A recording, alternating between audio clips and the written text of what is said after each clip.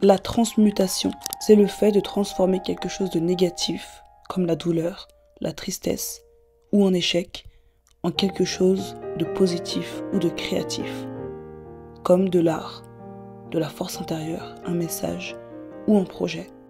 Et je crois que c'est exactement ce que je suis en train de faire.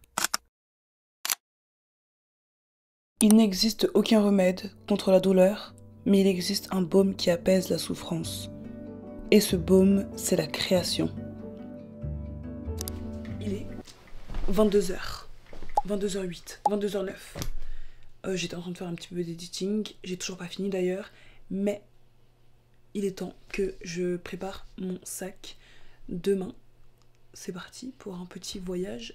Je sais pas comment je vais faire pour vlogger, pour poster mes vidéos et tout, parce que honnêtement, niveau connexion internet, ça va être chaud. Mais on va essayer de faire en sorte que des vidéos sortent quand même, malgré l'environnement.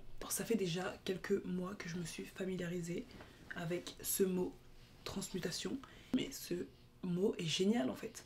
Pourquoi je ne l'ai pas connu avant? Et du coup je me suis renseignée un petit peu plus, etc. Oh, mais attends, ça peut faire un layering de fou là, non? Parlons de Kanye West. Il a eu un accident, mâchoire complètement fracturée, et le mec a réussi à sortir ce banger. Dites-vous que c'est ce son qui va littéralement lancer sa carrière. Il était très proche de sa mère, et quand elle est partie, il a énormément souffert, ce qui est normal. Il a transformé cette souffrance en créativité. Je dirais pas que ça a été transformé, mais en tout cas il a utilisé cette souffrance. Frida Kahlo, elle est devenue l'une des artistes, l'une des meilleures artistes de tous les temps depuis son lit. Ouais, c'est un peu...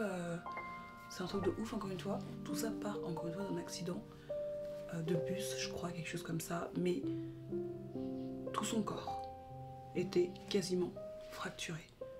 Et vous savez ce qu'elle a fait? Elle a transformé sa douleur physique et émotionnelle en chef-d'œuvre. Mais vraiment en chef-d'œuvre. Maya Angelou, une poète que j'adore, a été victime de plusieurs abus sexuels et de racisme et a décidé de transformer sa douleur en écrivant des poésies engageantes. Incroyable, vraiment. Amy Winehouse, douleur amoureuse, chanson culte. Van Gogh, souffrance mentale, chef-d'œuvre artistique. Malheureusement, on ne choisit pas ce qui nous arrive. Mais, on peut choisir comment on réagit à ce qui nous arrive. Est-ce que tout va rentrer dans ce sac? Avant, je pensais que la solution, c'était d'aller dormir et en me réveillant, pouf, tous mes problèmes allaient disparaître. Ça ne fonctionne pas. Le déni, ça ne fonctionne pas non plus. Peu importe ce qu'on traverse, peu importe ce que tu traverses, tu dois trouver un moyen de t'en sortir, un moyen d'expression. Aller chez le psy, ça aide énormément. Ça peut être un moyen d'expression par la parole. On prend l'exemple de la dépression et j'ai lu un livre incroyable d'un mec qui s'appelle Andrew Solomon. En gros, c'est un peu la phrase, le contraire de la dépression, c'est l'expression. Je sais pas si c'est de là que ça vient, mais je l'ai vu quelque part sur Pinterest ou TikTok, je sais plus.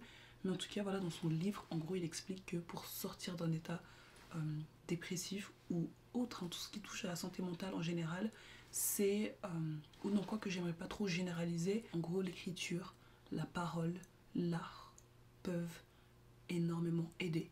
Practice any art, music, singing, dancing, acting, drawing, painting, sculpture, poetry, fiction, essays, reportage, no matter how well or badly, not to get money and fame, but to experience becoming, to find out what's inside you, to make your soul grow. Bienvenue à tous. Comme vous pouvez le voir, le décor est complètement différent. On est à la montagne pendant une petite semaine. Ça change énormément, que ce soit la chambre d'ailleurs. Dites-moi quelle vibe. En fait, ça me fait penser à un film ou à une série, je sais plus trop. Bref, revenons au sujet principal de cette vidéo. Bien évidemment qu'il y a certaines personnes qui vont me dire « J'ai vécu ça, ça et ça, c'est terrible. » Bien évidemment que je ne peux pas le transformer. Ou impossible d'oublier de passer à autre chose. Alors on va rectifier un petit peu les choses pour pouvoir avoir cette capacité, on va dire, de transformer sa douleur en une force. Je pense que tout d'abord, c'est la base. Il va falloir accepter. Tant que vous n'acceptez pas l'état dans lequel vous êtes, bah, c'est impossible. Il faut accepter ce qui vous arrive. Et peu importe ce que c'est, je sais, c'est dur. Qui m'appelle? Oh! Hi! Hi girl, how are you? I'm good, thank you. How are you? In 5 minutes? En fait, je vous explique. C'est trop bien parce que quand je viens ici avec ma famille d'accueil, c'est pas comme si j'avais pas de potes ou quoi. En fait, les meilleurs potes de ma famille d'accueil ont aussi une au pair. Et du coup, bah, on traîne ensemble quand on est là. Et c'est trop bien, je l'aime trop. Peut-être qu'on fera des vlogs ensemble d'ailleurs. Anyways, qu'est-ce qu'on disait déjà? Accepter. Peu importe ce que c'est, je sais que c'est pas facile à faire. Mais voilà, si vous êtes en dépression, c'est là. Il faut l'accepter. Il faut se dire, ça m'est arrivé. Je méritais pas que ça m'arrive. Je ne voulais pas que ça m'arrive, mais ça m'est arrivé. Qu'est-ce que je fais maintenant? Qu'est-ce que je fais? Et une fois que vous avez accepté ce qui vous est arrivé, ou l'état dans lequel vous êtes, ou peu importe ce que vous traversez, c'est à ce moment-là que l'expression va pouvoir commencer. Et en fait, il y a tellement de moyens de pouvoir exprimer ce qu'on ressent.